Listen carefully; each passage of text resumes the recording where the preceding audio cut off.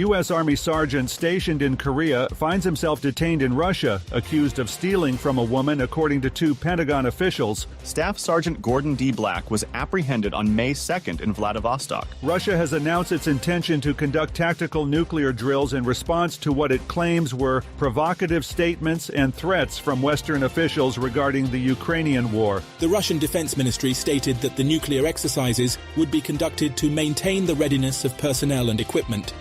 The head of the United Nations Atomic Watchdog Agency, Rafael Mariano Grossi, traveled to Iran, where his agency faces increasing challenges in monitoring the Islamic Republic's rapidly progressing nuclear program. Hi, I'm Stormy. Mind dog is my mind's best friend. Coffee with the dog is my second favorite way to wake up. Yes, they're real. Want a blowjob? The opinions expressed on this program are those of the host or guest and should not be interpreted as statement of fact. Well, Independent fact-checking and corrections are encouraged. Can we get a cup of coffee in here, please?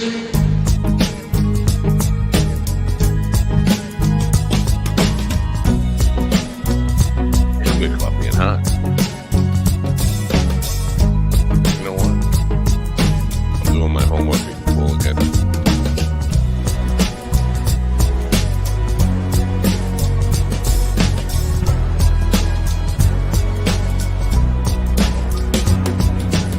Damn good coffee and hot.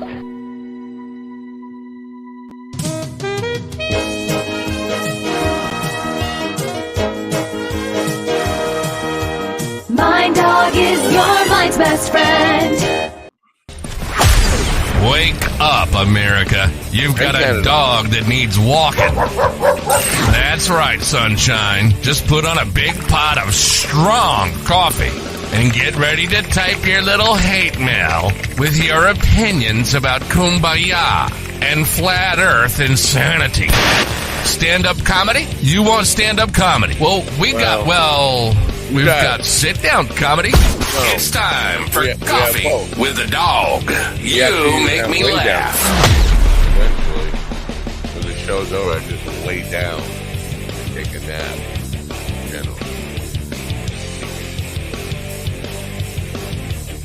I gotta let the band play. Gotta let the band play.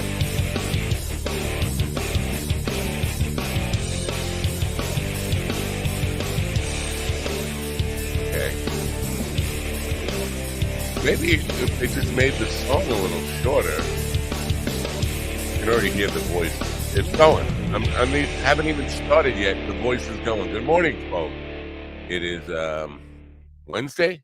Feels like a Wednesday. May 8th, 2024.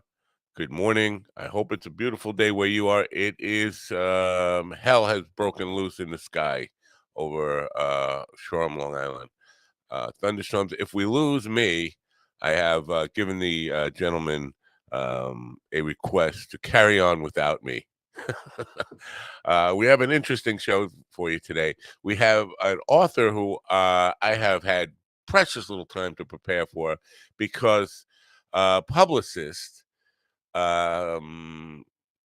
did not like me having the guest that we had scheduled on. He had some kind of beef. I don't know.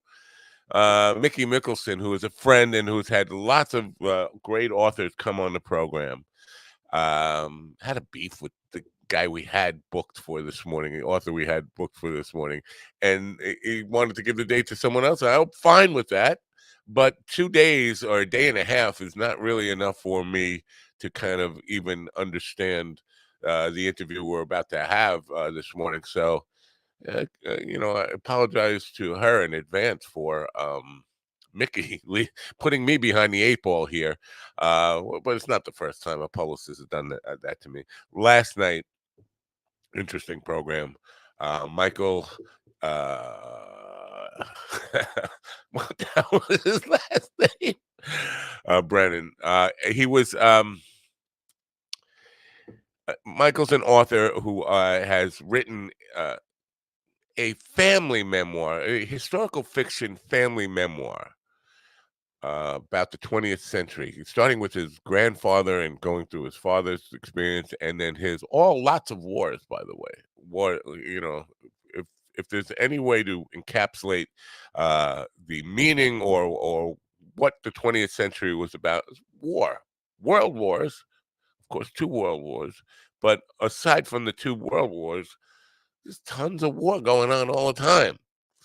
And it's a constant state of the planet. So we talked a lot about that, but here's the thing. While back, my wife put the cat litter box in my studio. We have more than one cat litter box, and that didn't go well with me. So the cats got used to it though, and then my wife finally took the cat litter out of here last night as the show was starting. One of the cats comes in and takes a huge dump. Right where the litter box used to be. And I'm doing my best to try to ignore it, but it was bad. Just like my eyes were burning during the whole show, and I couldn't concentrate. So I did not let on that it was all about, because it was a serious show and an interview, and I was trying my best to keep my composure, but I couldn't. My eyes were tearing up. It was burning. It was just stinking me out. Fortunately, I got through the show, but these are the risks we take when we do live television, live streaming television, live radio, all that kind of stuff. People on the radio. I'm glad to see that more people are listening as they drive. I would say, please, when you get to work, put us on YouTube and stuff, because a lot of people are apparently in their cars listening for 18 minutes at a time on average, and then giving up. And I'm sure it's not the content. I'm sure it's that they're getting to their destination. But please, if you're so inclined, or you can goof off at work or put on your headphones. Again, not safe for work. Put on your headphones, because GD has a terrible potty mouth. And he will curse and use racial epithets, especially when we get off a government network at 10:45 a.m. So make sure you have headphones on, but please do listen to us at work. Speaking of GD, I will be bringing him in just 1 second. First, I want to tell you about our sponsors today, Mind Bloom. Listen, if you suffer from anxiety, depression, or just reality is something you can suffer from. Mind Bloom is here to help with ketamine at home therapy. You have to qualify for this with licensed clinical practitioners, but once you do that, you can just trip out on your own. Mind Bloom, check it out. Mind Bloom is helping people achieve life-changing clinical and personal breakthroughs, alchemizing both the psychedelic medication, psychiatric care from psychiatric clinicians, coaches, we call psychedelic guides, and a lot of content and meditations and programs into this really transformational experience that, because it's delivered at home, costs a lot less and is a lot more convenient for people to receive.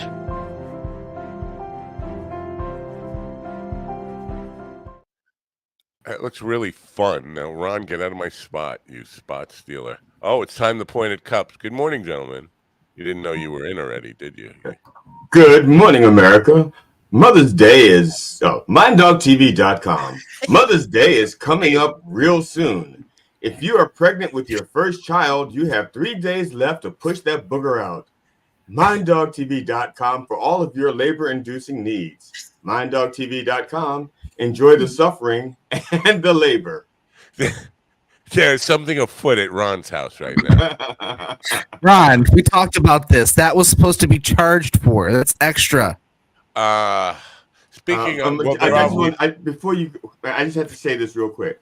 I don't know if Katie is listening, but just for the record, if you're listening, you were my first choice. Okay, I didn't want that other guy she would have been my first choice if I would have known about her. Of course, you say that now. No, but I meant it. See, I was saying it before he said it, so honestly, I meant it. He's like the guy in line. Let me just say this. Let me.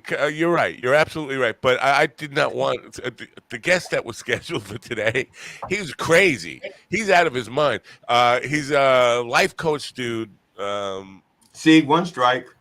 He had written to me to get on the show by himself. He was working with Mickey, the publicist, Mickey Mickelson. Cut me, Mickey. Cut me. He was working with him, and then he would try to book himself. Like, he didn't have Mickey book him. He booked himself, but it took 9 times. Like, he was I want Saturday afternoon at 6 o'clock. We don't do shows at Saturday afternoon at 6 o'clock. And then going back and forth with him, finally got him on for this morning at 9:15. He understood that. And then I got this thing from him that said him and Mickey had a falling out. Mickey doesn't want me to be on the show. I contacted Mickey, and Mickey said, "Yeah, I'd rather not deal with it." Whatever. Why you guys involving me? Yeah. We heard you now, KT. Just so you know, I loved you first. They loved you second. So in your next book, if you need a protagonist with dreadlocks, I'm your man. I don't think anybody needs a protagonist with dreadlocks. And first of all, I can tell. Really Cool Running? You don't think Cool Running? Say you are not protagonist material. You are antagonist all the way. I could be an 100%. I could be an anti-hero. No, nobody disagrees with what I just said. We just got millions of feedbacks from all over Canada and the United States that say, yes, he is an antagonist. Let me put this right in front of Steven's face here. This QR code for Mind Bloom. Mind Bloom for Mind Dog. And you can trip out, I don't know, legally. I guess wherever you are, if you get with a shrink who says, yeah, he's nuts, make him more nuts. Because let's send him some psych. I don't know. You guys have ever tried ketamine? Is it trippy? I haven't, but I think Steve sells it on the side. I do. I do not do that. That is illegal, probably. Yeah, Steve's rolling up with these new prices for 2024. I got rollback prices, son. Not a big wheelchair now. Or roll forward prices. We roll either way. Either way. Rolling sideways is an issue. Rolling over, though. Yeah. Rolling over hurts. Now, you guys have pets or not? I know GD's got a cat or an imaginary cat that he. We have 1 2/3 cats. I got 2 dogs and 3 kids. It's funny. In the house, we have 1 3/4 cats. Because one of them had to have a leg removed last year because it had cancer. So it's like 3/4 of a cat now. Well, the 2/3 cats, what is it? They're 2 cats that actually they're strays that live outside, but they will stick 1/3 of their body in the house to try to steal food. We got 9 cats outside now.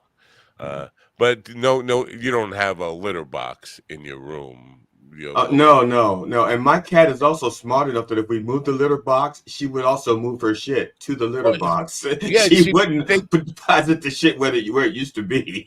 Yeah. That's what But it's been 2 weeks, and this is the first time they kind of like forgot that there's no litter box here. What did they scratch? Because the scratching, what did they cover it with? Because that's nothing. It. That's like nothing. It came over and looked at me like, I just left you a present. I was like, thank you. I'm trying to do a show here. My eyes are burning. I'm coughing, and I'm trying to hide why to the guest who's on, and it was not comfortable. You didn't go to commercial. And go over and like get a little latex glove and try to hide it. The nighttime show isn't really because I have one sponsor for that, and I play it at the beginning, so I really didn't have the ability to go to commercial there. I'm not going to play like Daily High Club on the evening show or whatever other sponsors. Well, play that other one again. Just say, get one that says technical difficulties, and you're crying in it, and you're holding cat poop. It just says I will definitely have that in place in case that happens again.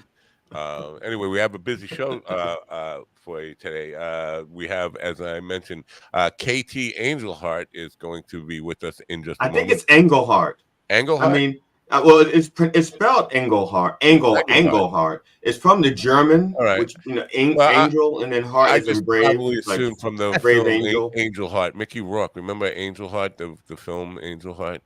So I probably looked at it. That's my excuse for getting it. Means angel. It means angel. So let me get the second guest. Brave angel. 15 guests. Her name wrong too. Lana Seidman. Oh goodness. who will be with us. She's a comedian who is outperforming you guys. So you guys kind of have to. I don't know. It's not a competition, Matt. No, it is. It is No, very. it's not a competition. It's a very competitive business, and basically, she is the Babe Ruth of comedy right now, and you guys are Minnie Minogue. She's a fat, drunk black woman. Well, something. Oh my God. She's hitting I'm home just runs. asking. She's hitting home runs, and you guys are hitting below the Mendoza line, and you're not. That's illegal in boxing. You know, you get a penalty for that. But we're talking baseball. There's no crying in baseball. See, I told If you get hit below the Mendoza line, there's crying in baseball. Okay. I'm your teacher, and I find you attractive. Thank you. I'm going to take this out right now, this little QR code. Your last chance to scan that QR code for another 50 minutes or so. Right there. And then we're going to, again, now keep in mind that Mickey kind of put me behind the 8 ball. This is a very awkward interview because I have not had much time to prepare at all. Obviously, had not time to read books. Just met this young lady through email 2 days ago. I'm going to go with KT Engelhardt. Thank you, TD. Is an award-winning author from Montreal and multilingual prowess in English, French, Italian, and Spanglish. Any of you guys speak Spanglish? I don't even know what. I'm still learning Ebonics. I don't have time to learn Spanglish yet. I speak redneck. Academic. Oh, we lost Ron. No. Did you kick him out? No, he's putting. Last I saw him, he was putting on a sock and shoe. that would help. We would appreciate that. Anyway, this is now that really right in the middle of an introduction here. She has 2 books out at once right now, and they're both in the YA fantasy genre. Let's meet KT Engelhardt. Hey, yes, you got it right. It's Engelhardt. Well, that GD had it right. I did not have it right. Welcome, and I apologize in advance for the extreme duress that we're both under in this. Now, Mickey didn't prepare you at all for what you were stepping into. I don't know what's going on, but I had a really entertaining start listening to you guys, so I'm good. I'm good, and that's amazing. How did you know it was German? The Engelhardt. Like, how did you know it had a German origin? For me, I am an entomologist, right? Isn't that somebody who studies enemas? Yeah. Wait a minute. What's going on here? We're doing completely wrong. Oh no. What happened, Ron? Meet. This is Stephen and Sitcom Ortiz, G.D. Fenderson, who is a CFH, which we're not sure what that means. It's a certified forensic humorist. I went to school that's what you claim. 20 years we're not really sure what that means. And Ron Kane, who is a stand-up comedian extraordinaire, and he's also known as Sir Ron the Ruiner. So, yeah. Tell us now. I want to show you the book covers. You're the first person who's give me a second with the book covers. I got the wrong book. I got last night's book in there. We are doing our homework in class again. Anyway, you're the first. person She ghost wrote that book. She ghost wrote it. Ghost wrote it. Well, maybe you can get a job with Christy Nome. Now, here's the books. So you're the first person who's ever been on this program who's brought 2 books at once. So last night, the guy had a series, but we only show 1 book at once. Are these books connected? The Wise One and the Twin Flame. I'm showing the covers right now for people on the radio. Are they? Yeah. I didn't write them both at once. I wish I were that fast. I wrote the first one in It was out in 2020. The second one, the Twin Flame, was out in November. This past November. But you publish them both at the same time because on Amazon they come up as like one offer. Are you aware of that? Well, they're like part of the same series, so they might show like the Scottish Scrolls series, like here it is. But no, they were published like 3 years apart because I'm a bit of a slow writer. Yeah. Gotcha. Now, did you write when you sat down to start writing? Did you intend to do a series, or did you write one and then the other followed?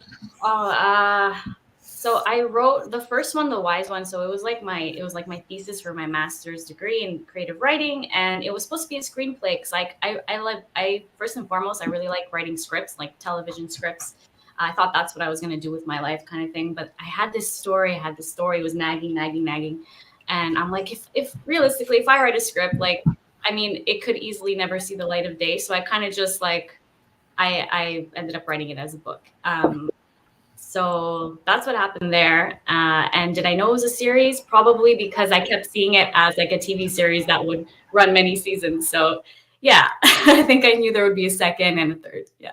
Now, who did you picture playing those parts? Was any of them like an extremely handsome black guy with dreadlocks? There is an extremely handsome black guy, and he's like my favorite. Yeah, I actually, you might make fun of me like for who I see as him, but if it's not me, I will. If it's not me, then I will make fun of you. You'd be fantastic. Like, okay, so the main character has two dads, and it takes place in the 1991. So back then, it's like, oh wow, what a weirdo. And I see him as Caramel Brown from Queer Eye because he's like the most handsome person. That's who I see as her dad. Yeah, so I'm sorry, I'm going to have to make fun of you now. but gayer. Yeah, I mean, I thought this mention of the word handsome excluded you immediately. Sorry, if I had just said handsome, it would have excluded me. But you notice I said extremely handsome. Well, therefore I am extremely excludes you. Never, no, I don't agree. Can you tell me what is Spanglish?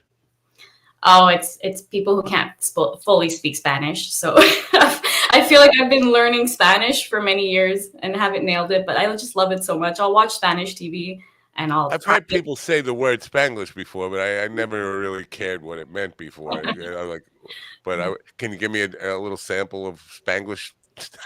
Absolutely not. Okay.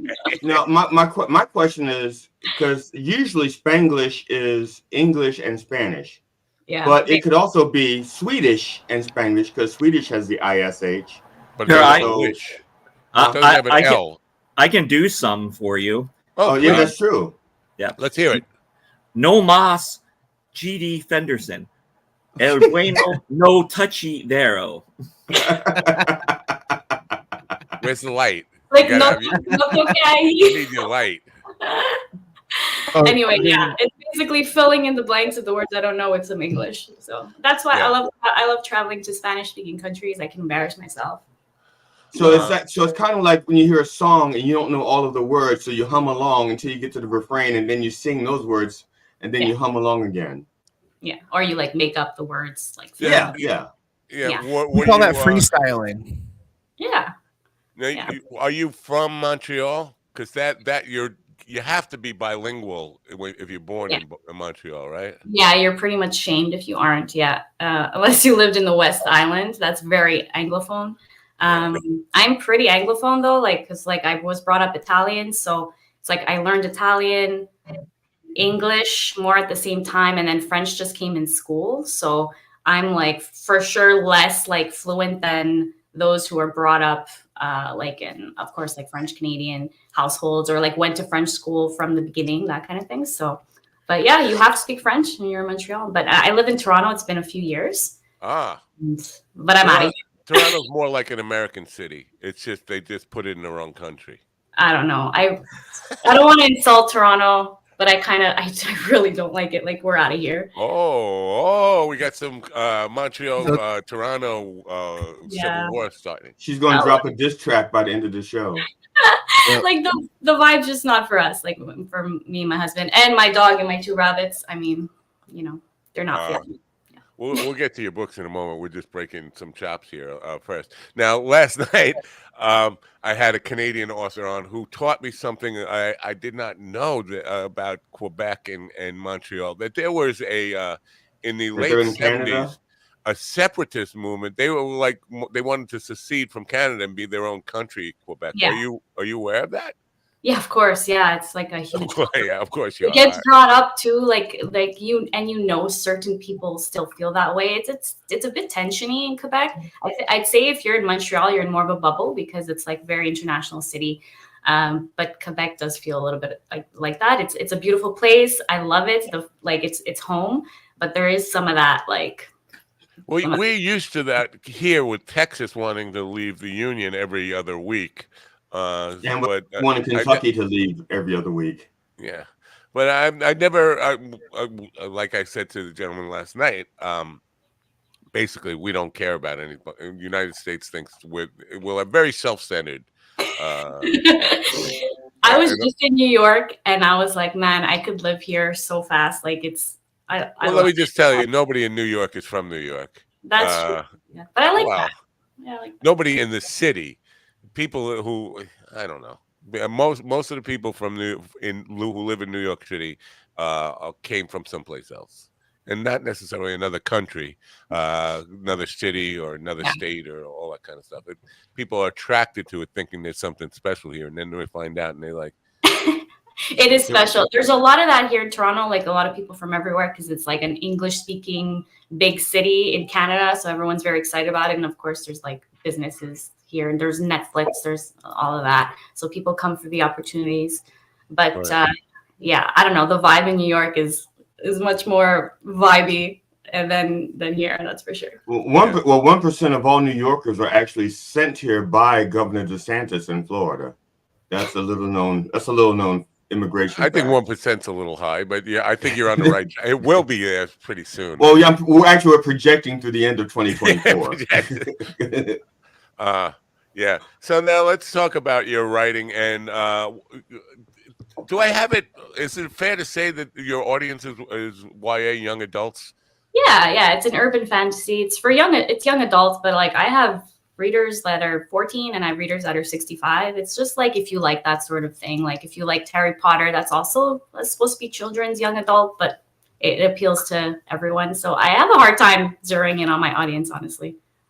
Now, for the people that are 65, do you have audiobooks, and do those audiobooks yell so that they can hear them? The audiobooks are going to come later. I'm kind of focused on writing the third, and I'm, as I said, a little bit of a slow writer. So once the series is out, I definitely will be putting out audiobooks because I've been asked a lot, and I'm like, I'm sorry, it's coming. Well, if you need a black guy with long dreads to read the audiobooks, not very well, but I will read them. What difference does it make with your skin color or your hair? Look, because people check off little marks in their book. You know, she may have a bucket list. If she has a bucket list, it's a DEI thing. No, it's a bucket list thing. She may have on a bucket list work with an extremely handsome black guy with dreads, and then she could check that off her bucket list and move on. To like an old bald white guy with a mustache. Bucket list because it definitely has not happened. You have a beautiful voice, but like if you don't sound like a 17-year-old girl, I don't know. You haven't heard the 17-year-old girls in my family. I sound just like them. Well, I did last night. I kind of I got emotional about the need for audiobooks because we live in a time where audiobooks are probably more preferred than reading for a number of reasons. People are lazy, but it's more convenient, especially if you're driving or taking a flight, to listen to a book than to read a book. Some publishing companies are actually putting out the audio version before the hardcover or paperback book. Interesting. But for me, to GD's point about old people, for me, it's more important to have an ebook because that way I can increase the size of the font because I can't read. I can't read smaller. I'm like back to kindergarten size letters where moving in. No, but I have to say for the audiobook, I'm still training myself to listen to audiobooks. I can do nonfiction. I can't listen to a fiction one yet. Or how are you guys with that? I don't listen to anything anyway. That's how my marriage has survived. My wife and I don't listen to each other.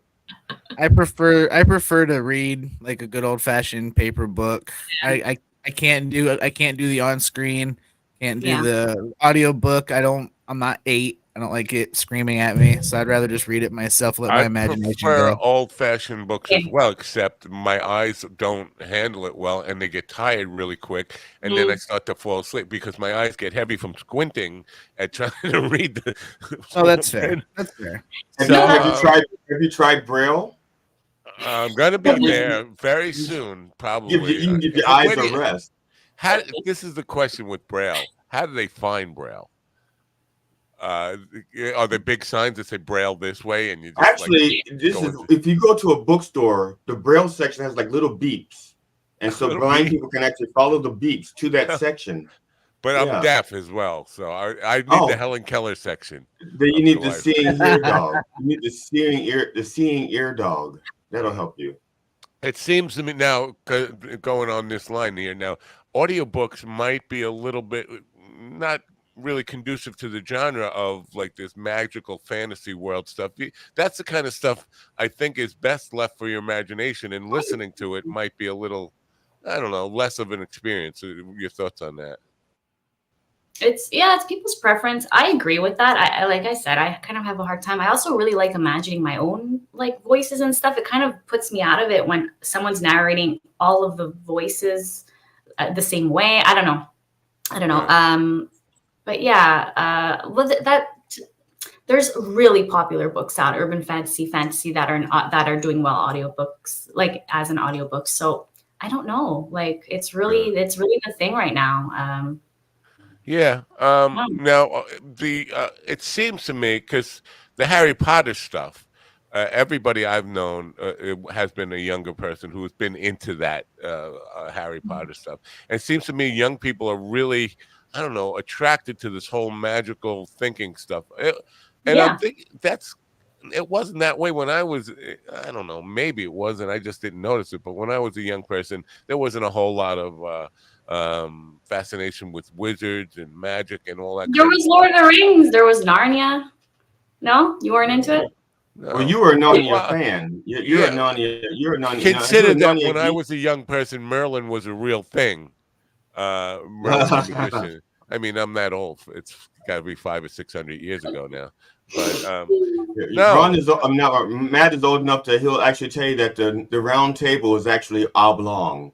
Yes, that's true. He'll actually his preferred reading method is actually stone tablet. He just won't admit that anymore. And I lost my quill, so I can't write anymore. So with a rock, I think. Yeah. Is magical thinking like is this something you're seriously into? Like, do you have any beliefs around this stuff, or is it just pure fantasy for you? Yeah, totally. A lot of it is fantasy for sure, but I've seen a ghost. Yeah. I've known others to see them. I believe in a lot of weird stuff for sure, but like I am exaggerating so much of it because I'm also tying it into folklore that I've studied in Ireland and in Scotland. Like that's part of the magic system sort of in the book. Cause like I have a weird fascination. No, I'm not Scottish or Irish. I'm Italian, but like, I don't know what it is. Like I've been to Scotland 3 times now because I just can't get enough. Now, is that why you have the 2 rabbits so that you can reenact like the scene from Holy Grail? Yeah, I just saw the castle that's in that movie. It's crazy. No, my rabbits. I had a rabbit for 11 years. He died over about a year and a half ago, and I just love rabbits. I don't know. I got 2 more because I couldn't get enough of them. There's something. Rabbits also. They're pretty cool. Yeah. You have to be a rabbit person. It's like not for everyone. They're terrible pets. You just have to want. I hate rabbits. I hate cats as well. And my wife got a rabbits because. All right, we're gonna get rid of Steven right now. He's up the program here. Poor Steve. Yeah, well, Steve, you got bumped out there. Now, rabbits. You have to. Around, with rabbits as pets, I went through a rabbit phase in my life. I don't know. Rabid phase. You have to be prepared to learn about loss because they don't last long. I mean, the longest one I had was like 7 years, I think. I just had one. I told you I had one for 11 and a half years. So they can last. Wow. Yeah. Hey, you know what though? I was able to teach my kids young what death is, and now they're super cool with it. It happens. Yeah. It's important. No, that's true. And they don't all live that long, of course. The bigger ones live a little less long, too. My other one was a dwarf, so they live longer. That explains the little headstones in Steven's backyard. Oh, no. Actually, those are the neighbor kids that... Never mind. But we have Holland lops is what we have. So they're big.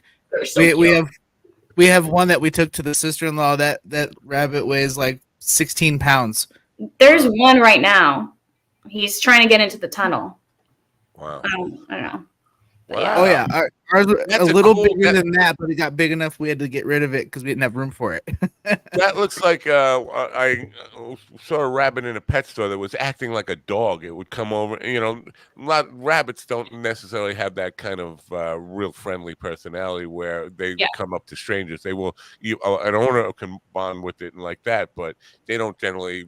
But this one they had in the pet store was coming up and greeting everybody and standing up, and that's pretty rare. Our rabbit used to go to the door. If someone knocked on the door, or we didn't have a doorbell, but then someone knocked on the door, the rabbit would run to the door to see who it was. Wow. Ours is potty trained and will come up for pets, but as soon as it thinks you're gonna pick it up, it'll kick and try to bite you and then run.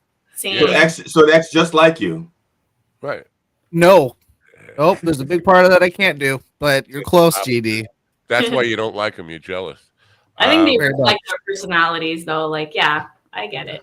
Yeah. Now, are you traditionally published? I'm meaning with a established publishing company, or are you self-published? No, I didn't even look into it. Well, I looked into it comparing the two, but I didn't query agents or publishers. I decided to self-publish. I think because I had such a narrow vision of what this series was, of what I wanted it to feel and look like, and wanted to have the final say. I'm a bit of a control freak, I guess.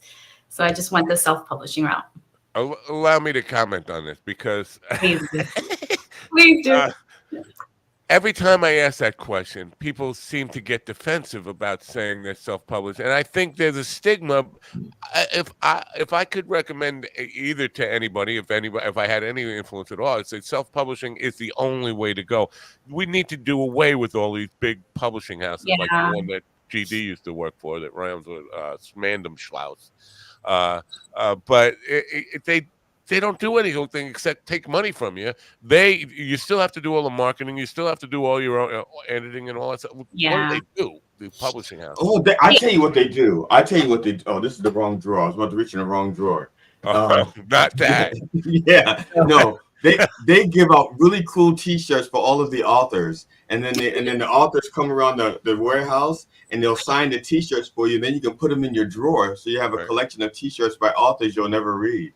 And they'll take credit for it. If the book does well, they'll take credit for it. If the book doesn't do well, they'll just ignore it. And then it's the author's fault because they should have signed better T-shirts.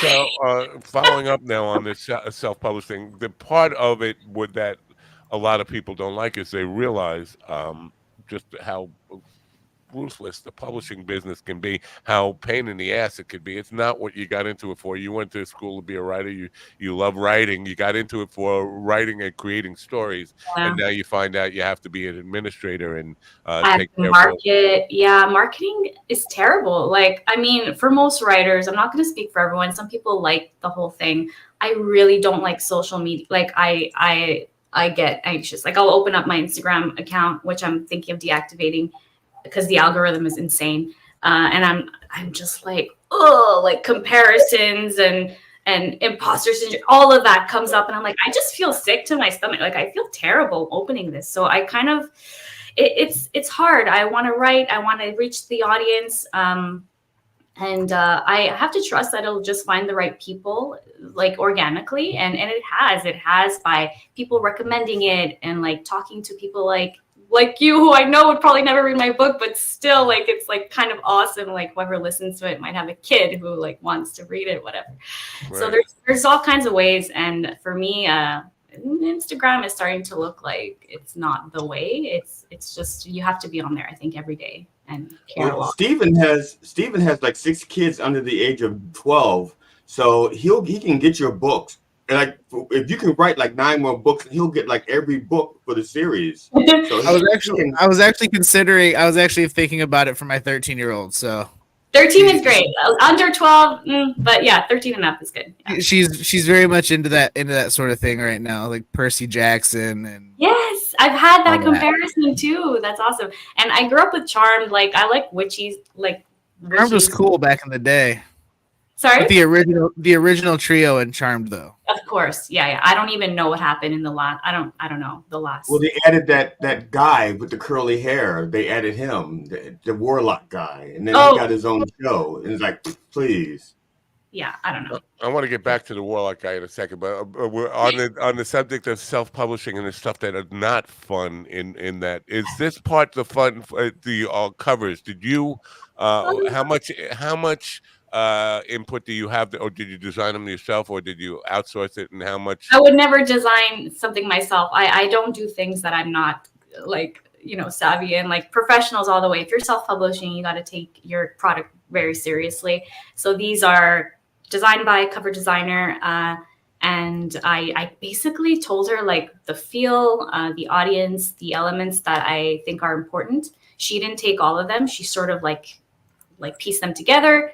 She gave me a draft, and I kind of was wowed right away. And if she barely tweaked things, like she just added a few things. So she was great in capturing the feel I wanted. But hey, I don't know. Maybe I'll learn that it's not. Maybe I'll learn that in 5 years after redesign the covers. Like it's also trial and error. It's kind of. They are impressive covers. Really? And attractive covers. Yeah, I think so. Oh, I mean, I see a lot of covers. Believe me. Oh, thanks. That's awesome to hear. And being a musician, he also has sung a lot of covers, and so he knows his covers. Right. Oh, cool. Although he doesn't sleep under the covers, and I wish he would. Both these titles are close to autobiographies from the Wise one is similar in title to GD's autobiography called The Wise Ass, and and Ron, it was the Gay Flame. So it's I might do an autobiography called The Wise Ass. I love that. Yeah. Can I steal that? It's yours. It's yours. Yeah, he's old. By the time you finish the book, he'll be gone. He won't even know. I mean, I'm that much of a slow writer, so. It's true. I'll probably be dead by the end of this interview, but so a conversation. We can't call them interviews because this is not really an interview by any stretch of the imagination. This is just a conversation. I prefer that. I prefer conversation. When I'm asked, it's just a view that allows us to enter your soul, but it's not an interview. Yeah, you're in a very male-dominated room right now, and it just occurs to me we have women on occasionally, at least once or twice a week. But this is a very male-dominated audience and a very male-dominated room. The wizard part and the magic part also seems to be male-dominated. As a woman, are you tempted to write like the biggest, strongest magical wizard being a woman? Well, the villain in this is a woman. She's a high priestess. Oh. Yeah, she's a badass, and like I love her. I kind of like complex like villains, and I love making them because like I'll switch point of view, not to the point where it's kind of like it's annoying. It's mostly from the main character's point of view, but I like sneaking in perspectives here and there. And she's I kind of love her, and she's scary and amazing. Now, is her wand bigger than all the males' wands, so they suffer from wand envy? If they had wands, perhaps, but they do not. That's just a GD problem. My question is so you said these were originally supposed to be like a screenplay situation?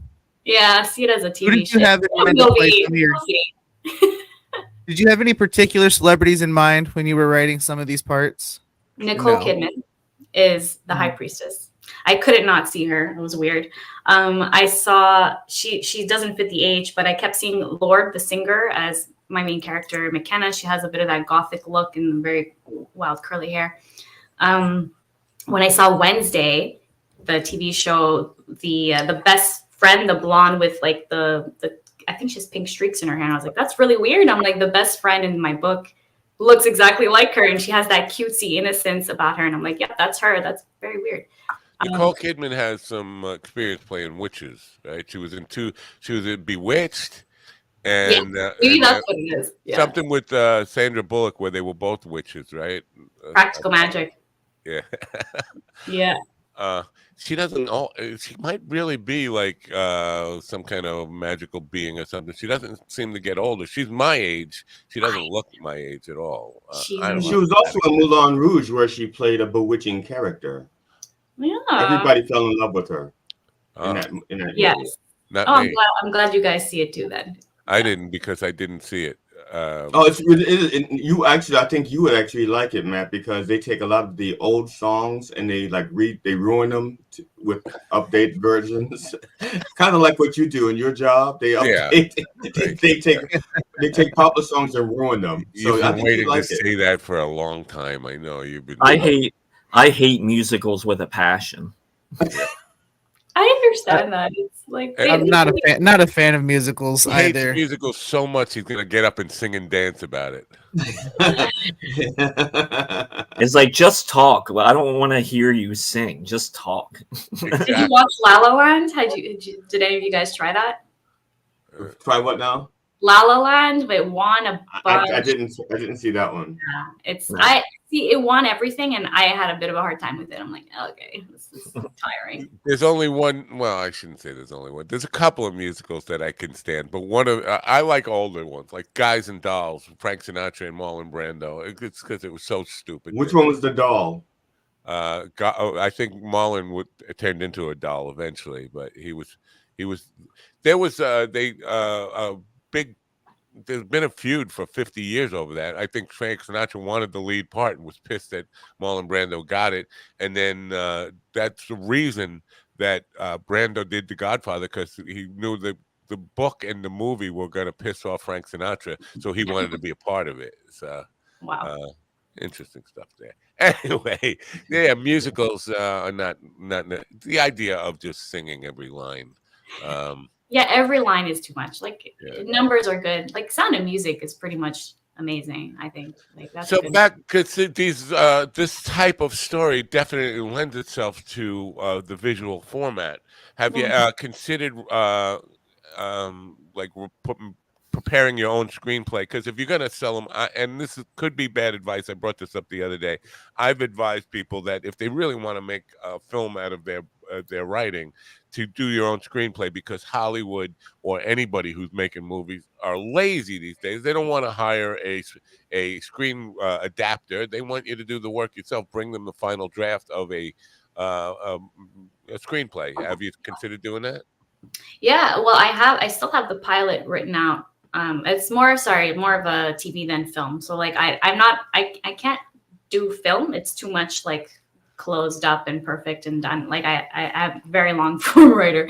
So but I do have the pilot episode ready to go. I just got to kind of update it. And I just kind of want to finish the series, like have it written out, and then I'm gonna jump on it. Yeah. Yeah. Stephen was in a little discussion that I was kind of looking in the window on Facebook yesterday about joke theft.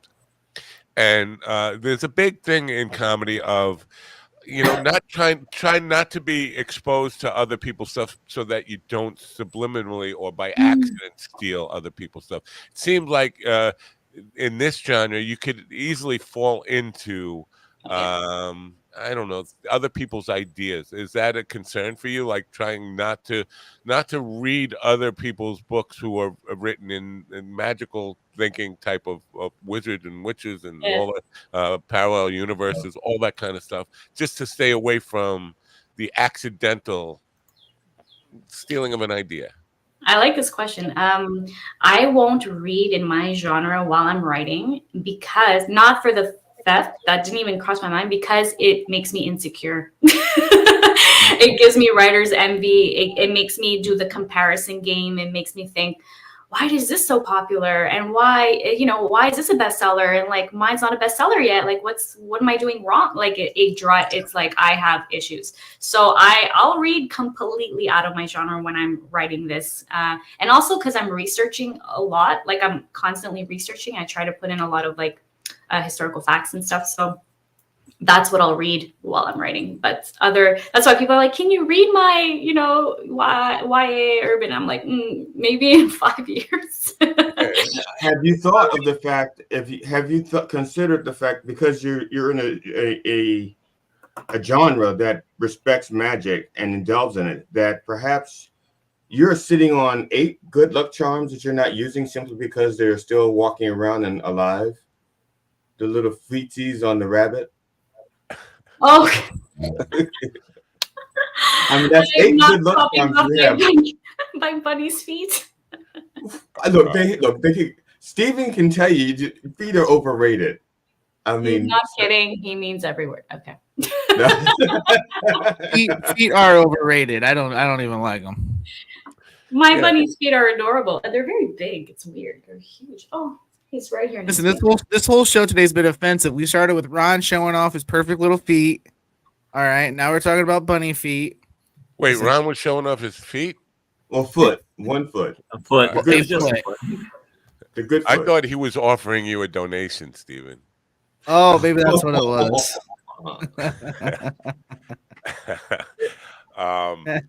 So, what about the process now? Are you do you do it like discipline? Do you get up every day and write at the same time every day, or do you are you just wait till the muse hits you and then? Oh, I can't wait for the muse. I cannot wait for the muse. It's very much you got to get into a routine. Am I good at the routine? No, I'm not. But I really try to remind myself, okay, I have to reach this goal. I have to reach this writing goal. And having like an accountability buddy helps too. Like I have a good friend who's writing also, and I'm like, listen, let's get on each other's backs about this. But is this like Mike Johnson's accountability buddy is his son? Sorry. No, we have we have a congressperson who has a accountability buddy, and they share porn. We do not share porn. And his accountability buddy is his son, his 17-year-old son. So, oh my God. I don't have children, just animals. But and his name is Johnson. Yeah. See what you're missing by not being a U.S. citizen and having to deal with our politics. All you've got is that handsome little heartthrob Trudeau. Oh, the handsome thing is dying down a little. I think everyone's not everyone, a lot of people are like tired of some of the things that he's done. I'm not saying one thing or the other. I don't like to talk about politics and what we're like in all of this, but like, yeah, we're like any other country. There's people who like him, people who don't like him. Well, let me just tell you could say good morning and somebody will find a political angle in there. That's it. Exactly. That's why it's like, you know what? I don't want to be. You must be a liberal. Good morning. Good for who? Compared to who? How's it good? Good for why? Why are you saying it's why? good? Yeah. Who are you to tell me it's a good morning?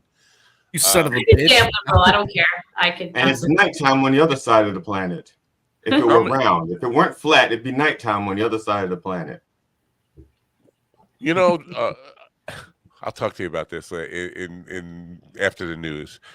Something I saw there's a place on the Earth, the globe Earth, that doesn't get daylight. It's not the North Pole. It doesn't get the sun never sets. They have 24 hours of daylight, 365 days a year. The sun never sets at it. Holy crap. Interesting stuff. And for me, it's interesting. It is. I agree. I'm interested in this, and I've never asked an author this before, but the thought just occurred to me that I read a lot of music, and when you write music, you love it. When the idea hits you, it's labor finishing the song. When you finish the song, then it's time to record it. You listen to it about 5 billion times as you record it, and by the time it's finished and you're ready to put it out, you hate the song, and if anybody ever brings it up, you want to kill them and their entire family. Do authors fall into that? Like, do you love your work when it's done, or are you sad when you finish? I don't know. I'm a bit like you, like, and I think that's why I have trouble with social media, because everyone's like, I'm happy, I'm an author, I'm doing all this, I love my work, please love it too. And I'm just like, I don't want to talk about it. I don't want to like. So I get it. Yeah, I'm exhausted by the end. So the execution is very exhausting. The editing, because I'm a rewriter. So like I'll spit it out, I'll go back, and I'll really kind of write the prose. And by the time I get there, I'm conscious of the fact, okay, like, does it sound good? Then I have to go back, and it's like, okay, do like pieces fit together? Like there's so many phases that by the time you're done, you're like, okay, I'm done. Right. But then you have to talk about it all the time. So it's like, okay. And people are reading it and they're asking you questions, and it's all lovely and necessary and magical, yay! But like, yes, you're exhausted, and it's a lot. Now, you don't have to answer this here. You can just send me the answer in the chat room if you want, and nobody else will have to know. Can I plead the fifth as a Canadian? 9 inches. No, I'm just curious. Is that are there people in your actual life that you take digs at in your books through fantasy? You know, like maybe the person in high school who pulled your hair or took your lunch money. Before you even consider answering that, let me just say that reveals something in his psyche that this is what he would do. No, I wouldn't take digs at him. I would actually just say what their name rhymed with. I wouldn't just. Yeah. His name rhymes with John, and he has a light. That's all I'm saying. I love it. I think I wish I had done that. I didn't care. No, I don't care enough about other people to do that. If that makes sense, like I just that does make sense. Story, yeah. But I would do that with I think I would do that with a TV show, like for cameos and stuff. Like I would do that. Yeah, that sounds fun. But in my series, I'm kind of like, these are the main people. Like I'm not basing a character off of you. It has to fit my story. I don't know. With a series, is there a sentimental or emotional attachment to the characters so that when you finish it, it's almost like burying them? Like, I hate to be morbid about it, but like you miss them. Like I hate ending this because I love the character so much. I haven't gone to that point, but I think it will be like that. But I'll also be really relieved that I can start something new because like I have so many things I want to be doing also like at the same time. But yeah, I think that's definitely true. I am attached to the characters. It's very odd. I love my main character's dad. He's my favorite voice to write for. The other dad, Sean, because he's kind of snarky and like pessimistic. I don't know. I love his voice. And I got really attached to the best friend, and things happen in the second one. It gets very emotional, and every time I reread that part to edit it, I actually would cry. Yeah. So I'm like, okay, so this is an attachment thing. Yeah, it's a little weird. We get weird. Writers are weird. I think GG can relate because he every time he tells a joke, it dies, and then he has to have a funeral for it. So his show is just like.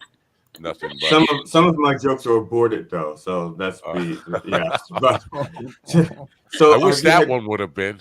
Yeah. So have you thought of your action figures for your book? Your little 6-inch action figures? That's adorable. No, I haven't. Should I? Merchandising.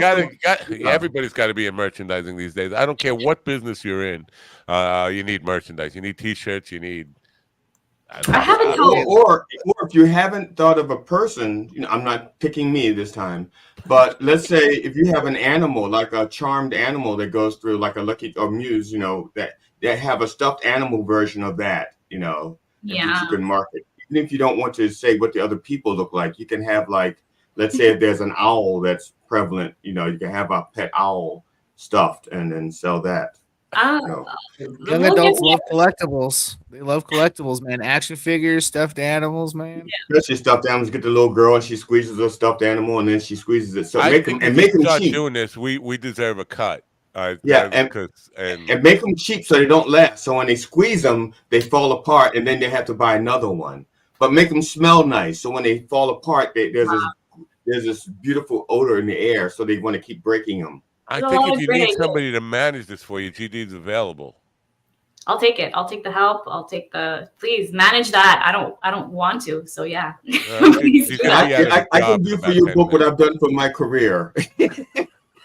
No, that's a great idea, by the way. I mean, I'm surprised he thought of it. It's such a great idea. But seriously, I mean, merchandising definitely is part of everybody's business now. You see even like people they got a factory that does widgets for machines. Yeah, we still have T-shirts. I think it's like also I have some stuff like I have my tote, whatever. I just like when you're in a marketing mindset, that stuff happens more seamlessly, but I just want to finish I think it needs to finish because some people won't even read the book if it's not a complete series. Readers are that intense about series and especially fantasy. They're like, oh, is it a standalone? If it's not a standalone, I'm not reading it, or it has to be a complete series. Like people are really insane about it. So, well, when you reach the last book, when you reach the very last book, don't publish the last 3 pages. Okay, just sell the. and then have like a final addendum with just those 3 pages. And that's the kind of bad really idea we're used to from him. So thank There you. you go. I mean, at least we brought it back. And make those last 3 pages like 4 times as expensive as the whole book. I think he's on a roll. I think, keep going. Or just get the last 3 pages tattooed on your back, and then make people pay to come see it in person. I'm glad we could end this segment on bad ideas, because that's really our wheelhouse. So anyway, we do have to add a bad idea to the pile, I suppose. Yeah, thank you. We do have to get to news. I do appreciate you getting up early, being part of the program, and if you're so inclined and want to come back sometime, now that we know you and can get familiar with your work and have a more informed conversation, I would love to have you back sometime. It's been a pleasure having you here. It's been so fun. And remember, you were my first choice, not his. You were my first choice. He picked some guy named Michael or something. KTEngelhart.com. Now, before I let you go, the T. Is that your middle name or is your last name or your maiden name? So Engelhart's my husband's last name, and he's French Canadian, but like a million years ago, it's like a German origin. That's why I was saying that's pretty cool that he caught that. But Tortorici is my Italian name that if I put on a book, no one would pick up. So yeah. All right, Paisan. If you use that, if you use Tortorici, then you actually could put pasta on it. Because people will think it's a pasta. They'll buy that. Also, I've been called Tortellini a lot. Yeah. That's probably like something I should work through, childhood trauma, and then maybe the next book will have my name on it. I don't know. Right. The name's catchy. Good luck with the books, and I have to tell people, go to the website. You're going to be really impressed. I've seen 1,500 author websites. This is one of the more impressive author websites I've seen. It's really good stuff. Sorry. I'll take it. Sign up for my newsletter. What was that all about? All right, I'll take that up with him in a moment. Anyway, we'll let you go now. It's time for the news. Thank you for being here, Katie. You guys are great. Thanks so much. Bye. It's time for the news. I'll do the news here and readjust the layout while we're listening to the news. How about that?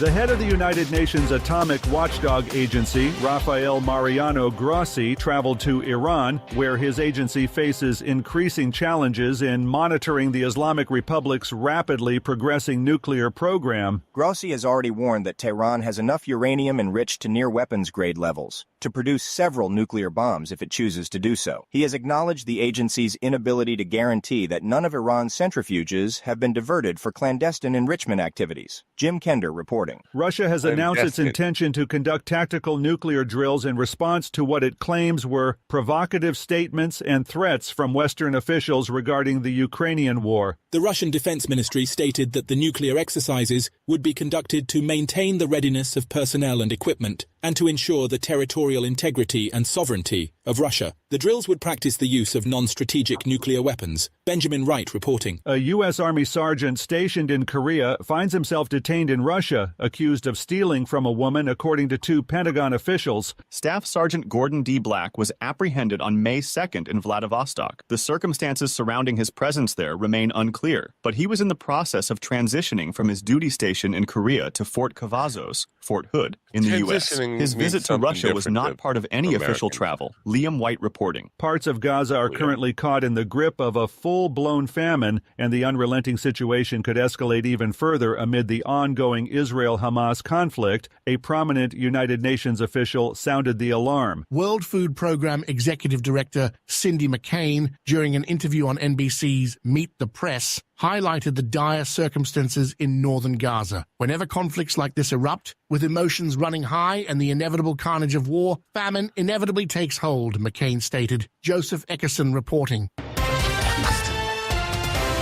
This is the latest news headlines. I don't know. I kind of missed Ron's feed already.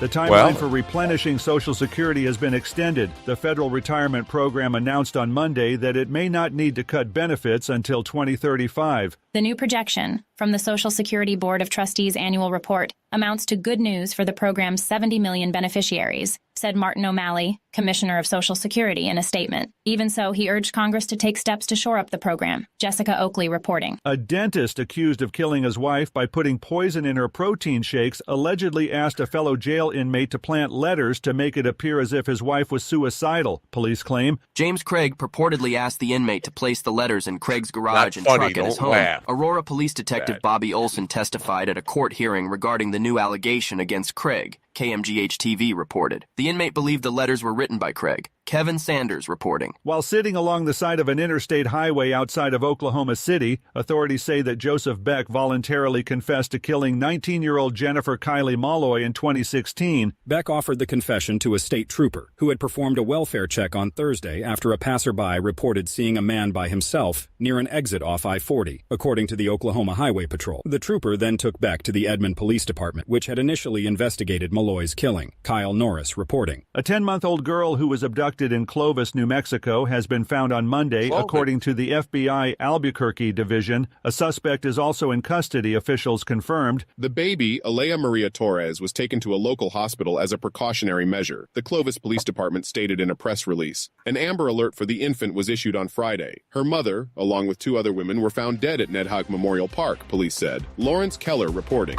And that's the latest news headlines with Alan Edwards. Crappy, uninformative news. I love Alan Edwards. He's a good guy. Now, this Social Security thing, it's weird because Sunday night or Monday night, was it? I'm losing track. Monday night, they said 35 in 2035 it will run out. Then by Tuesday morning it was 2033, and now on Wednesday morning it's 2045. Check the obituaries. Check the obituaries. I bet you about 400,000 senior citizens passed away. When they heard that they're going to have to die anyway, they've got... yeah. And then the actuary went, we don't have to pay these people. We're going to be solvent. We're okay, guys. We're okay. Yep. That's probably a good theory. I'm sorry.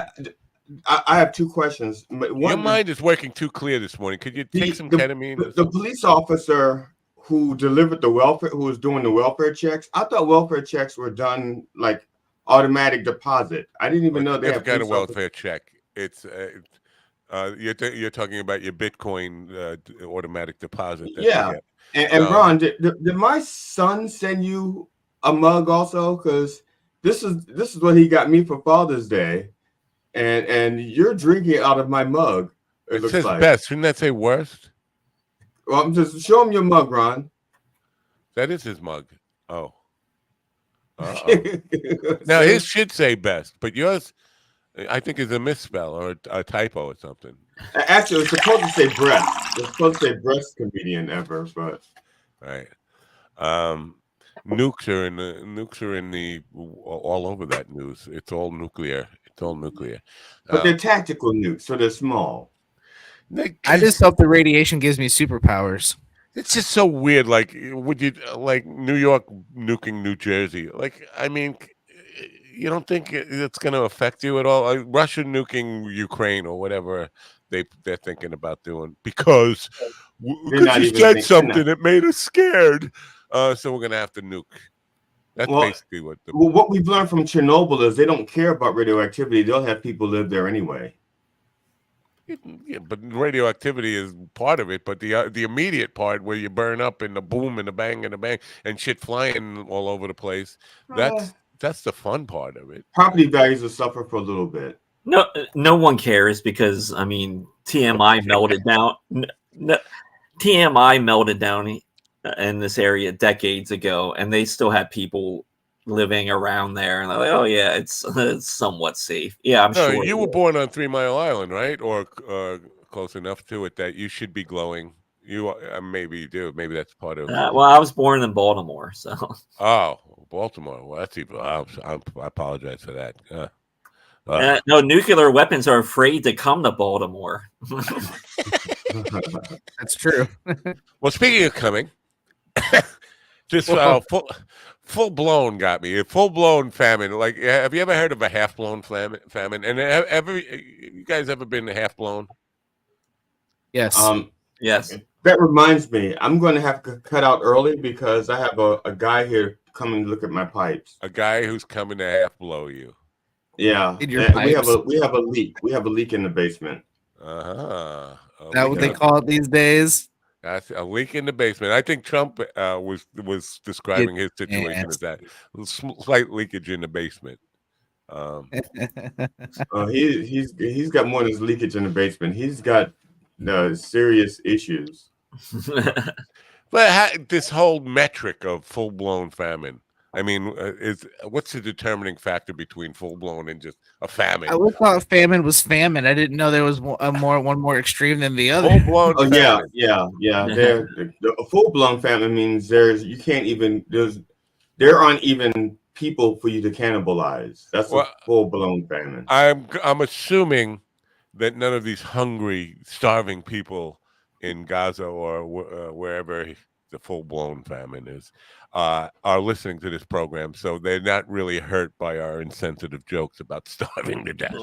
But are we even allowed to call it a famine anymore? Isn't it called unfood? Unfood, yes. Well, been unfooded. Actually, during the Bush 2 administration, they had set out to, quote, eliminate hunger. So what they did was they struck hunger. No. They were eliminating hungry. You got it wrong. Yeah, they eliminated hunger, and they actually said instead of hunger, they called people nutritionally challenged or something like that. But they just changed the word so that so they can say they eliminated hunger. I think we should take everybody who's starving and move them to hungry. Hungry should be the like the Israel for starving people. That's terrible. Why not turkey? At least they'd have protein. Oh, now you're talking. Yeah, now you're talking. Now we're cooking with grease. Turkey, wheat thieving birds. Wheat thieving rats. That's what you did there, GD. Yeah, it's gonna take Matt a couple of hours, and he'll send us an email. I got it. It wasn't funny, but I got it. No, I got it. It wasn't funny, but I don't know. Compared to the last email I got, I don't know if it'd be better. I'm just sharing. If that's the email you're talking about, I loved it. Now, what was that thing that Stephen shared this morning of you? It looked like a paddle ball thing with a cock on it. It's not. Yeah, that's called booby ball. You're inventing new sports every day. Well, I'm beta testing new sports. I've actually already invented them, and now I'm beta testing them to make sure they're audience friendly, because the audience has to have fun playing them. Well, not to burn another bridge. So that was a winner. But I'm about to burn another bridge. Any of you guys got a lighter I can borrow? I'm about to burn another bridge or matches, anything. I have a burning sensation, if that helps. Okay. Not surprising. Steve Stangio, who was a guest on the program 6 years ago or whatever, he invented a sport called zone ball like 30 years ago, but he's still calling it his new invention. He's had 5 TV pilots where he's tried to push this fucking sport. It's whatever, you got to see it, but it's not really a new sport. People it's kind of like volleyball or whatever. But he's still on it. And when he was on the program, he asked my advice on how to make it more popular. I was like, you got to stop trying to force people on what you want them to like and try to deliver something they really want. And he rejected that idea completely. But he just had a pilot 2 days ago. He was taping a pilot again for zone ball, his new sport that he invented, which he invented 30 years ago. But he's been on this thing forever and ever and ever. I mean, I think dildos in golf or dildos in paddleball or whatever is much more along the lines of something that people actually, that's cool. I could play with dildo putter or putt dildo, whatever you call it. Pussy putts. rather than just kind of keep trying to rehash the same idea for 30 years and hope of somebody finally going to fall in love with it. Last night, the woman, I won't mention her by name, Ron can if he wants to, but she played the booby ball for us on stage last night. Ooh. And she did it really well, really fast. I mean, she kicked ass with it. And when she was walking off the stage, I said something like, I said, that was impressive. She goes, I have a lot of experience. And I did. Okay. I was like, yeah. What do you charge? That would have been my next question. What do you charge? I was too busy laughing, I think. I wonder if Lana has forgotten about this morning. I hope not. I was looking forward to this, but it looks like she's due here in 6 seconds, 5 seconds, 4 seconds, and not here. So do we have entertainment news or anything? No, nothing. Oh, we do? Want to do it now? Sure, why not? While we wait for Lana's arrival, damn it, I should have been ready. I should have been ready. I wasn't ready when the time came. When the time came to do this. And now, bringing you the latest in entertainment news from Hollywood, New York, and East Bumfuck, Montana. Here's our chief entertainment correspondent, Ron Kane. Idaho, not Montana. Ladies and gentlemen, it's showbiz. Showbiz. I like the little echo on the showbiz stuff. Showbiz. Showbiz. Look, these glasses are terrible. They're like, they look like a protective glasses. They're safety goggles. Yeah, and they need a good cleaning. They're fucking dirty as hell. Let's see here. All right, the first bit of entertainment news we have is Drake's security guard was shot in a drive-by. Is that a euphemism for butt? Nope, he was shot in the drive-by after Kendrick Lamar released an image of his mansion as cover art. Wow, he's liable. He's liable, right? He's going to get in trouble for that. He could.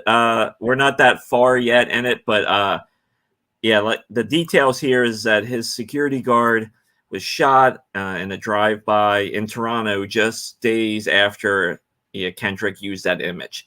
I would have been arrested already if I put GD's address or a picture of his house on, and somebody shot him in the ass. They would be at my house within an hour and say, congratulations, thank you so much. Yeah, so maybe they're someone's ramping up this diss. I don't know. It is very odd that all of a sudden this shooting happened with all this other crap going on. Would you think it was real or staged for more publicity? Yeah, it's staged because they shot the bodyguard. If it was for real, they'd have shot Drake. And shot in the ass, right? Shot in the ass. Yeah, shot in the ass. Isn't that what drive-by means? To get shot. If you're gonna No diddy. Yeah, it's not saying what how hurt the security guard is or where he was shot. So we'll see. This is still developing. Who knows? It's just happening at a very interesting time. We need a sound effect from Training Day, Denzel Washington. Ah, you shot me in the ass. Then I have in different entertainment news. Let's see. Yeah, there's in Westminster, Maryland. There is a guy that has been banned from performing at parties. And I have his picture right here. Wow. Is that why? Is because of that popsicle thing he's holding in his... Yep. Banned from performing at parties. Well, no, okay. Yeah, he showed up at a children's party. It was like, kids, let's play some games, and they asked him to leave.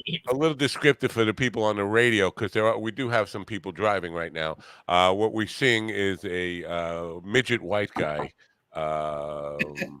holding a popsicle. That's what we're doing. Am I wrong about that? I don't know. My eyes are going. So I just wanted to put that little bit of news in there. More entertainment news for Travis Kelce fans out there. He has been cast in Ryan Murphy's horror drama Grotesque on FX. Wow. Yeah. So the series stars Nishi Nash Betts, and she posted a video with Kelsey from the set of the upcoming FX show. Now, I don't really know. I haven't followed football in a long time. But do you think having his attention, his focus divided between acting and football, it's going to make him less of a football player? Or No, I think he's doing this right now in May, so it's still like the off season, and that guy can pretty much do whatever he wants. He just signed a new contract. Training camp is in 2 months, though, right? It starts in July, beginning of July or something. Yeah, roughly. He won't have to be there until like July or August, so he'll be good. You think banging Taylor Swift is going to slow him down at all? I don't think so. I don't think so at all. Maybe you didn't watch Rocky 1. Women weaken legs. Yeah. Yeah, that's true. That is true. So Taylor is great. Yeah, Kelsey hosted an episode of Saturday Night Live back in 2023. So, and I think he's got like some other small parts under his belt. So if you're excited about that, go for it. So there's those small parts under his belt that are his best qualities. It's kind of like he's earning some money of his own while his sugar mama takes care of him with her billions. He's actually earning a couple of coins on the side for himself. I mean, he's got to look. He's got to look busy. He's got to look busy. Sure, babe. I'm doing billionaire, a young girl who is just gonna go out and make billions of dollars and come home and write bad songs about me. He just has to make it through the next album. Just do it one song at a time. Just take the relationship one song at a time. Wow. Knock on the door and go, "Who you writing about, honey?" Not me. Now, yes. All right, we're good. Now, yesterday we were talking about the Netflix roast of Tom Brady. People still talking about it on Twitter today. What do you got about it? So it's out there on Netflix, but it's been re-edited because it's no longer live. And they cut out Kim Kardashian being booed when she was brought up on stage. Wow. Yeah, which I think is kind of a big thing. Just leave it in there. What does it matter? I mean, who cares if we don't like her? Yeah. Well, I think there's probably some influence or family influence there, and they were pressured. And I don't think the producer just said, "Oh, that's insensitive. Cut that out." They got a phone call and said, "Please," and then I don't know, and then another phone call and they said, "Look, we can do a lot for you." Blah blah blah blah blah. But, Yeah. Was her set funny? Yeah. I mean, that's a ringing endorsement. There you go. That's a ringing endorsement. It's not like the kind of reaction you want from your audiences. No, the biggest thing about that roast is Nikki Glazer set the bar so high at the very beginning of the show, no one could get over it.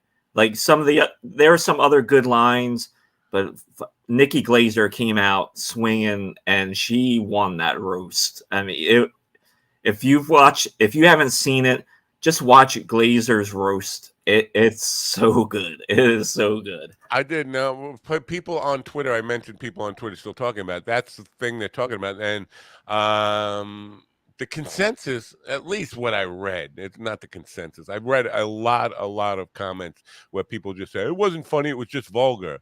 I don't know what vulgar. I don't think. Where they get a load of me. Listen, I've heard her say vulgar, and if you think that's Nikki at her worst, that's not. But I don't know. Yeah, she was brutal.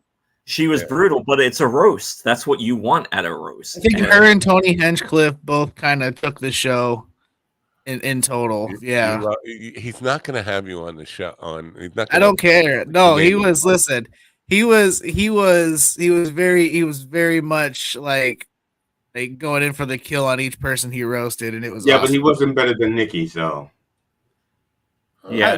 But I would say he was a good second though.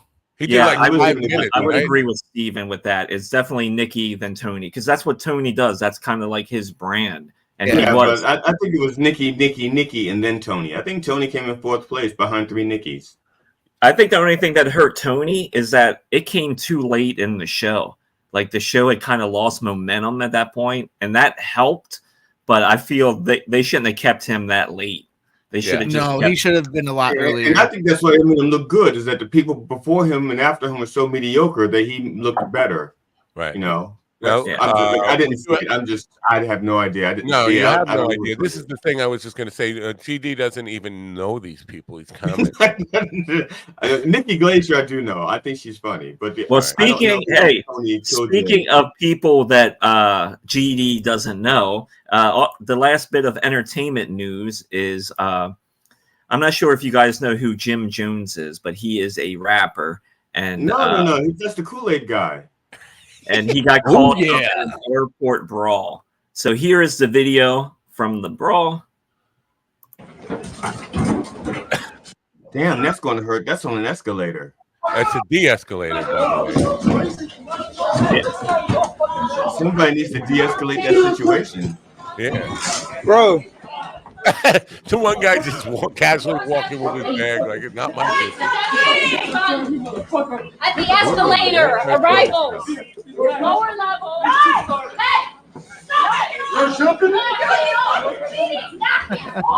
Now, is one of those guys wearing an old shit hat? It's 2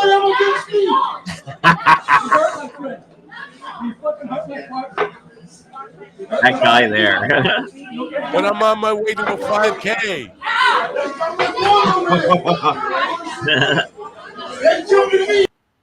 Wow, that's brutal.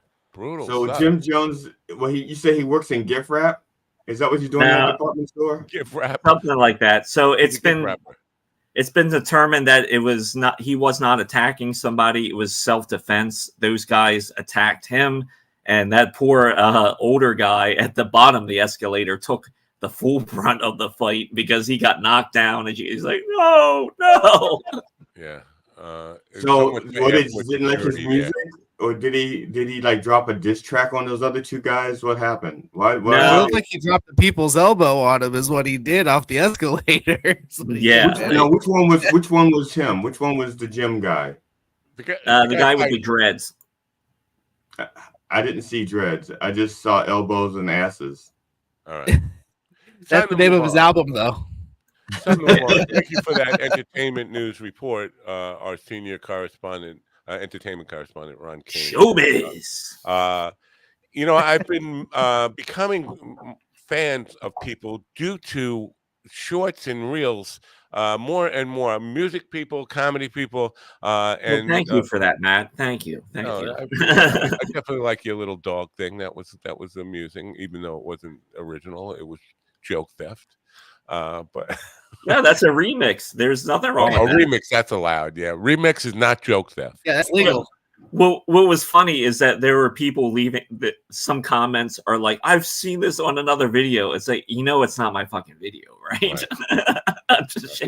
Ron makes very few original videos. I mean, he does make original videos. I've seen him make them. I just, did you see that look on Steven's face? Like he was scared that he just stole my spot and he had been discovered. I didn't want to be beat up again. You've never been beat up. Now, Lana is here with us, but it looks like she's got her camera off and her microphone off. So I'm not sure. She's there. This is one of the people I've become a fan of because of shorts and reels on Instagram and YouTube.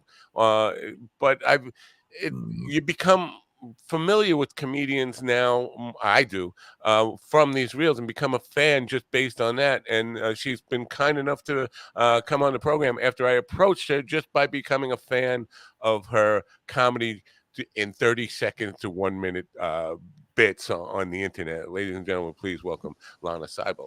Thanks for that intro. I appreciate it, Matt. Nice meeting everyone. I've been enjoying the show. I'm a fan now. That was fun. Good stories. I enjoyed. But anyways, I'll let you talk and then I'll talk. Actually, I'm going to cut out in about 40 seconds. So I just want to ask Lana one question real quick, and then I apologize about the Are you going to stick around to hear the answer?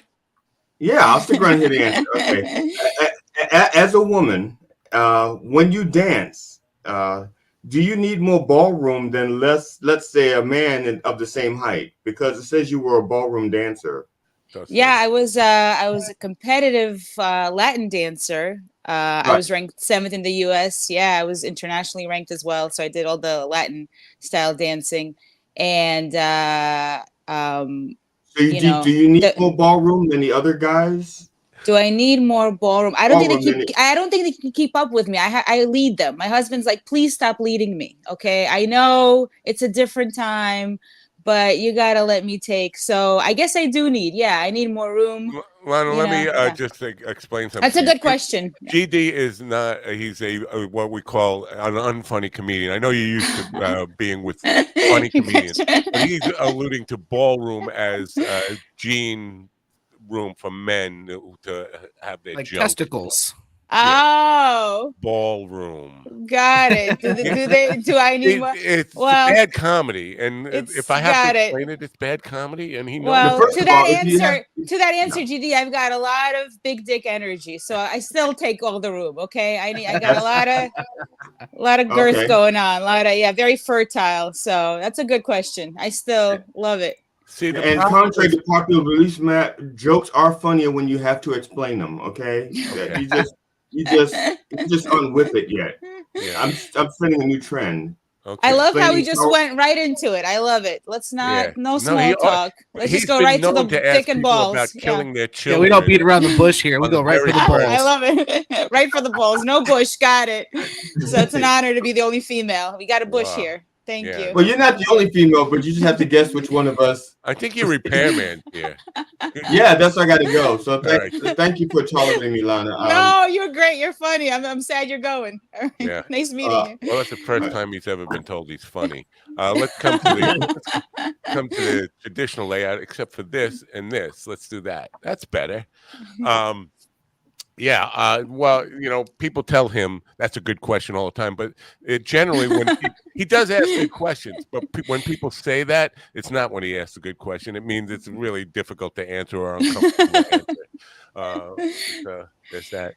You're from Brooklyn, yes? I am, yeah. I came over to Brooklyn when I was 7, actually to East New York from Ukraine. It was 1989, and it was still the USSR.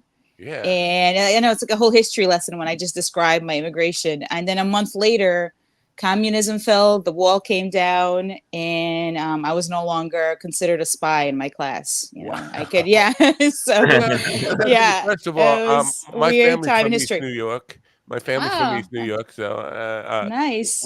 But it just occurred to me that East New York, since my family left, is darker than dark as far as people. You must have stuck out like a sore thumb in East New York. When I came and I was like, because we immigrated from Ukraine, and then we had to go to a few different countries, and I talk about that in my stand-up, and then we get to East New York, and I thought like my parents promised me this like paradise. I pictured like Beverly Hills, palm trees, superstars, right? And I get to East New York, and it's my cousin, who I think he was like 6. He had like crazy anxiety issues and like a mullet, and not the great.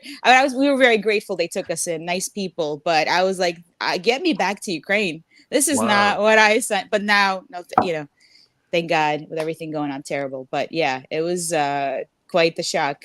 Now, this is interesting because I think at that time you came here, you were a kid, but the Ukraine was known for, at least from my online experience, for the most beautiful women in the world. They were these Russian brides, Ukrainian bride sites, and are just stunningly beautiful people. And then you get to East New York, and you're like, wow, man, this is where am I?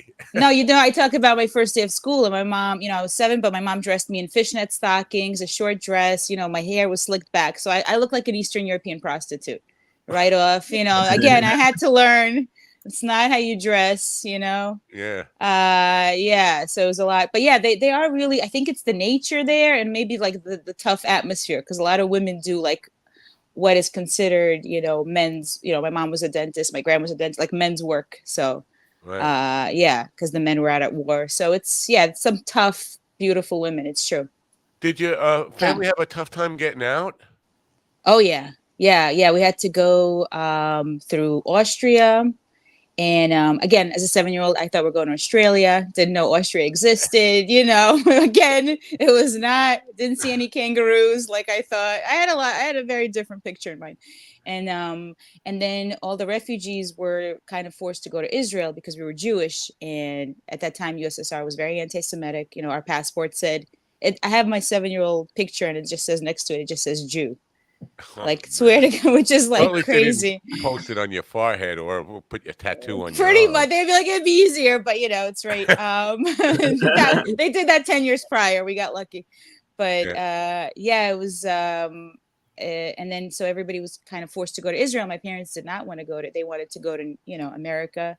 They wanted what they thought in their mind was freedom, and they didn't want their children to fight in the army. So, and thank God, because my brother and I are not brave.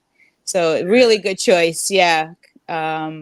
So, and then we had to go to Italy and also stay in refugee camps. And again, I talk about that. I'm actually writing a book about that. Yeah. It's anytime I have any hardship now, my husband's like, you were in refugee camps. Like, why? This is not a difficult thing. Moving a day later it's not, you're going to be fine. I'm like, oh yeah, you're right. Actually. This is a lot easier.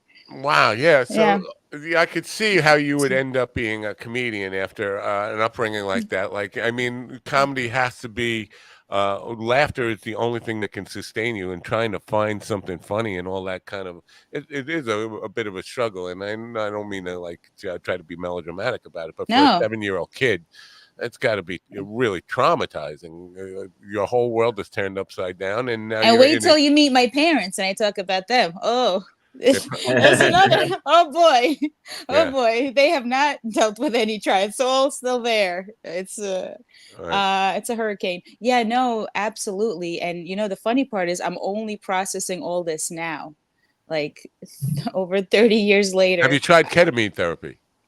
I'm going so I can, or something I can forget those memories. No, it's just, it took a lot of years, because I had, other things, but yeah, comedy is, it's amazing. It's very healing and transforming. And, I think, hopefully it helps a lot of people. Right. Yeah. Is your family still in Brooklyn? They sure are. So, do you perform it? Because Brooklyn is, I don't know, kind of a renaissance. That's a weird way to put it, but Brooklyn during the 70s and 80s was really down, and then now it's kind of like an artsy place. It's where all artists would go, but there's a thriving comedy scene. Does your family come out and listen to you talk about them? Hopefully not. Never. Hopefully never. I did just shoot a special, dry bar comedy special in Utah. Utah? Yeah. It was, dry bar. Dry bar. Yeah. It's difficult to get. And it was really cool to go out there and shoot the special. It's a movie studio. They treat you so amazingly well. It's a big honor to get. And, I told my dad, I'm like, you want to maybe watch your daughter's special? I mean, it took a long time. This is a big deal. And, he just he goes, okay, are they going to send you a cassette tape? Yeah. I'm like, Dad, no. Right? Yeah, I have friends who've gone out and done dry bar, and I've been surprised at how their material is different in Utah. It has to be incredibly clean. Yeah, you really test your comedy chops, because you really can't talk about it. I can't even say refugee or. Can you do even Jewish humor? Anything about you? Because I don't think they relate at all. Exactly, a little bit. I did a little bit. I was surprised it worked. It's a little bit more universal, but yeah, you can't do anything even local or anything suggesting you're a sexual human being. Like no sexual innuendos, even. And I've been married for a long time, and just nothing. You really have to. So it was a lot about my parents, which was fun. I'm going to say that's a little bit flexible. They say that to everybody, but some of the people I've known who have done it have kind of they're very clever about the way they approach it, but they dance on that line of suggestibility and all that stuff. Like my friend Chris Monty told a joke in Dry Bar that he was, he's married. We had to get married. And those, you could feel the tension in the room. Wait, I have to get married. Where's he going with this? He said, I need a dental. I'm a comedian. Oh yeah, no, that's good. No, nothing like, so I was having sex with my wife, and you can't, yeah. But even the setup and saying we had to get married, you could feel like the room was not like. Didn't you read the rules? Yeah. By the way, I loved what you guys were talking about Nikki Glaser. Sorry to take over, but I thought she was incredible, and also Sam J. She's one of my favorite comics. Her material is just, she goes places you completely don't see coming. Did you watch the whole 3 hours? I didn't watch the whole 3 hours. I want to, actually. I'm going to catch up on it, but I was impressed. And again, I mean, Kevin Hart's one of my favorite comics. I know I'm looking like this, but Dave Chappelle, Kevin Hart, those are my top. Yeah. I'm a huge comedy fan, but 3 hours is just too much. It's a long time, especially it's kind of cool to see because the non-comics, they're trying to be cool, but you can't compete with the people that do it every night, and that write and that think about this, and so it was fun to see like how. If the non-comics, the people who actually wrote the jokes for them are sitting there right next to them, like, do they get help from those people, the people they're actually roasting? Yeah, the people that I think the people that wrote it for them are like, they're completely delivering it wrong. They're like, they got to stop there. Yeah. I think that's what they're, but yeah. There was a classic. Greg Giraldo was totally tripping out of his mind on drugs and having withdrawals from heroin and whatever. He was like, and Artie Lang sat next to him on the plane and was like holding his hand, trying to get him ready for this roast of William Shatner. And he basically went to the hotel room, walked with him to cold turkey and all this stuff. And then at the roast, the first thing Giraldo got up there and said, Artie Lang, you fat fucking junkie. And like, wait a minute, I'm the guy who just got you here. Why are you burning me? So yeah, I mean, people can be brutal in those things, and that's but it's out of love. It all depends how you say it, right? It's all out of like so much love, and he's giving him attention. So right, yeah. Well, Jeff Ross made a hand job joke about Robert Kraft, and Tom Brady did not like that. Did he go up? Yeah, and he got up and was like, "Don't again" or something. Yep, Brady. Yep. Don't say that shit again. That's really weird. That's funny. I mean, to me, you guys are saying it's brutal. I don't see it as brutal at all. It's either it's funny or not. When it's not funny, that's when it's like, eh. Yeah, and it was funny and deservedly so. Yeah. Right. It strikes me as weird that Brady wouldn't be expecting that. I mean, you got to know what you're getting into, and Kraft basically brought that upon himself, and don't go if you're not expecting those jokes because it's somebody's gonna have one. Right? If I was Jeff Ross, I would have doubled down on it. I would have. I just would have been more embarrassed how drunk Robert Kraft was, because there was one point where he had like slobber or like liquor all over. He was the greatest coach ever. I think you hit on something. That is probably the truth just came out. That's the thing. He was drunk and just like, let me really, but because when it's done like, written and well done, then it's like not offensive. It's funny. But yeah, when you're like drunk and like, let me really tell him the truth, then I guess it could be a little like, oh my God. Do you have any opinion about this, what Netflix is doing? Because they had that roast on in the middle of or at the beginning of what is kind of Netflix week. It's like they have and they are definitely bringing comedy back, whether people want it or not, in Netflix stand-up stuff. And they're getting really behind this. But the GD brought up yesterday, I don't understand their financial incentive in this because they're getting paid by membership. There's no commercials in this stuff, but they're pushing comedy out like crazy. And it's costing like that live roast thing with all those people on it had to cost a lot. These Netflix is a joke now. I'm sure they're recouping that money in ticket sales and all that stuff. But this whole idea about too much, can there be comedy burnout? Because I'm seeing what's going on in LA now. And there are 375, I think, comedians doing big shows in a week's period of time. Do you have any opinion on that? Like too much is good or bad for the industry, or can it be burnout or overdone, overexposed?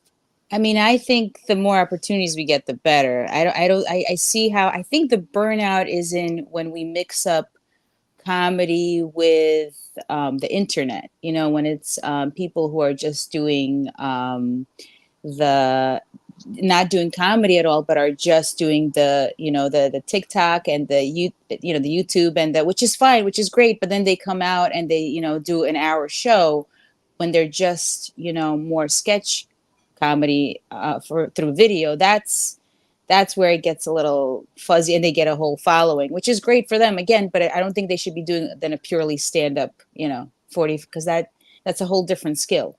Yeah. But I think a boom is a great thing. Yeah, hopefully it's not like you know, we don't have a crash. That's what I am, Yeah, I you don't know, we think there'll all be a worry about. crash, but I But did say yesterday that I thought if you have a big show in LA next week, don't plan on selling any tickets, because people have yeah, spent $2,000 this week seeing comedians, and they've laughed their.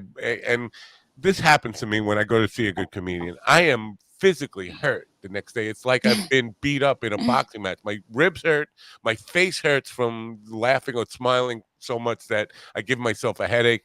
So next week I'm not going to see comedy if I've been through that, you know. well, that's So awesome. I love that about you. And yeah, I think it's like the New York Comedy Festival in New York. It's also every show that you do ends up being part of the New York Comedy Festival. So again, great for comics, but for audiences, yeah, that could be a little bit.